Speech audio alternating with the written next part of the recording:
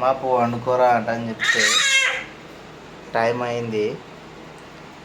లేచి ఫిల్టర్ డబ్బులు అక్కడ వచ్చి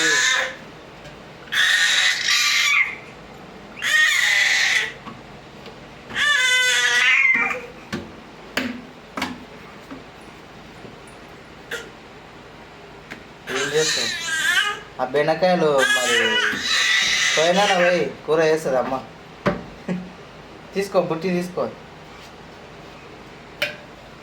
కన్నా కలుసుడు అయ్ గిడ కన్నయ్య కలుసుడు